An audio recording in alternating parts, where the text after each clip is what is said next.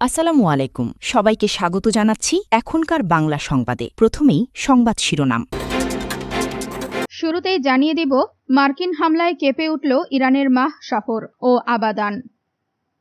এরপর জানিয়ে দিব, এআই যুগে ব্যতিক্রমী সিদ্ধান্ত, ইউনিভার্সিটির ক্লাসে ল্যাপটপ স্মার্টফোন নিষিদ্ধ। এরপর জানিয়ে দিব, ইসরায়েলের সহায়তায় ইরানে ক্ষমতায় বসতে চেয়েছিলেন আহমাদি নেজাদ। সবশেষে জানিয়ে দিব, বাংলাদেশ পেরিয়ে সিকিমের রহস্যময় সুবোধ, তদন্তে ভারতীয় পুলিশ। এতক্ষণ শুনছিলেন সংবাদ শিরোনাম, এখন বিস্তারিত। তার আগে আপনি যদি ইরানের পক্ষে থাকেন তাহলে ভিডিওটি লাইক করে চ্যানেলটি সাবস্ক্রাইব করে কমেন্টে লিখুন স্ট্যান্ড উইথ ইরান। মার্কিন হামলায় কেঁপে উঠল ইরানের মাহ শহর ও আবাদান। চলমান তীব্র সংঘাতের মধ্যে ইরানের ইরাক ও কুয়েত সীমান্ত সংলগ্ন পশ্চিমাঞ্চলীয় এলাকায় নতুন করে বিমান হামলা চালিয়েছে যুক্তরাষ্ট্র। খোজ স্থান প্রদেশের ডেপুটি গভর্নর ভালিউল্লাহ হায়াতির বরাত দিয়ে দেশটির রাষ্ট্রীয় সংবাদ সংস্থা ইরনা এই তথ্য নিশ্চিত করেছে। মঙ্গলবার 14 জুলাই খোজ স্থান প্রদেশের কৌশলগতভাবে অত্যন্ত গুরুত্বপূর্ণ দুটি শহরকে লক্ষ্য করে এই হামলা চালানো হয়। এর মধ্যে রয়েছে বন্দর নগরী মাহ শহর এবং ঐতিহ্যবাহী আবাদান শহর, যেখানে মধ্যপ্রাচ্যের সবচেয়ে পুরনো তেল শোধনাগারটি অবস্থিত। এআই যুগে ব্যতিক্রমী সিদ্ধান্ত, ইউনিভার্সিটির ক্লাসে ল্যাপটপ স্মার্টফোন নিষিদ্ধ। কৃত্রিম বুদ্ধিমত্তা এআই প্রযুক্তি শিক্ষা ও পেশা জীবনে নতুন সম্ভাবনার দ্বার খুলে দিলেও এর অতিরিক্ত নির্ভরতা নিয়ে উদ্বেগও বাড়ছে।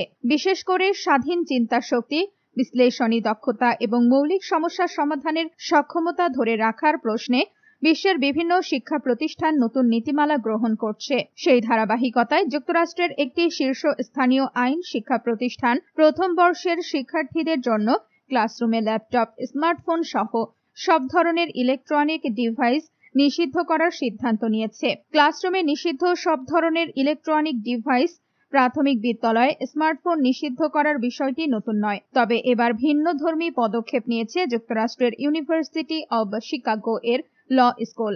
আগামী শিক্ষাবর্ষ থেকে প্রথম বর্ষের শিক্ষার্থীরা ক্লাসরুমে ল্যাপটপ, স্মার্টফোন সহ কোনো ধরনের ইলেকট্রনিক ডিভাইস ব্যবহার করতে পারবেন না। আপনি যদি ইরানের পক্ষে থাকেন তাহলে ভিডিওটি লাইক করে চ্যানেলটি সাবস্ক্রাইব করে কমেন্টে লিখুন স্ট্যান্ড উইথ ইরান।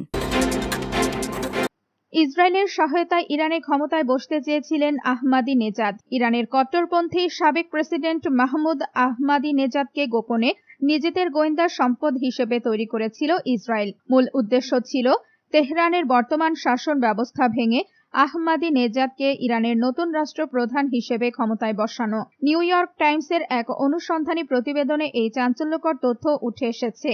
তবে যুদ্ধ শুরুর প্রথম দিনগুলোতে আহমাদি নেজাদকে ইরানের ভেতরে একটি মোসাদের সেফ হাউজে নিয়ে যাওয়ার নাটকীয় চেষ্টা করা হলেও শেষ পর্যন্ত সেই পরিকল্পনা ভেস্তে যায়। এক সময় ইসরায়েলকে মানচিত্র থেকে মুছে ফেলার হুমকি দেওয়া এবং ইরানের পরমাণু কর্মসূচিকে ত্বরান্বিত করা আহমাদি নেজাদকে নিজেদের পক্ষে টানতে দীর্ঘদিন ধরে গোপন অভিযান চালিয়ে আসছিল ইসরায়েলি গোয়েন্দা সংস্থা মোসাদ। বাংলাদেশ পেরিয়ে সিকিমের রহস্যময় সুবোধ, তদন্তে ভারতীয় পুলিশ। বাংলাদেশের বহুল আলোচিত ও রহস্যময় গ্রাফিতি চরিত্র সুবোধ এবার দেখা দিয়েছে ভারতের সিকিমে। কৌশলগতভাবে অত্যন্ত গুরুত্বপূর্ণ শিলিগুড়ি করিডোরের কাছাকাছি একটি সেতুর পিলারে এই মুরাল আবিষ্কারের পর বিষয়টি ঘিরে শুরু হয়েছে ব্যাপক আলোচনা। শুধু শিল্পকর্ম হিসেবেই নয়, এর প্রতীকী অর্থ, অবস্থান এবং সম্ভাব্য বার্তা নিয়েও তৈরি হয়েছে নানা প্রশ্ন। ইতোমধ্যে ঘটনার তদন্ত শুরু করেছে সিকিম পুলিশ। সিকিমের সেতুর পিলারে সুবোধ। ভারতীয় সংবাদ মাধ্যম দ্য ফেডারেল এর এক প্রতিবেদনে বলা হয়েছে, গ্যাংটক রংপো সড়কের মাজিটার নালা ব্রিজের একটি পিলারে প্রায় 20 ফুট ইন্টু 12 ফুট আকারের এই মুরালটি স্প্রে পেইন্ট ও স্টেনসিলের সাহায্যে আঁকা হয়েছে।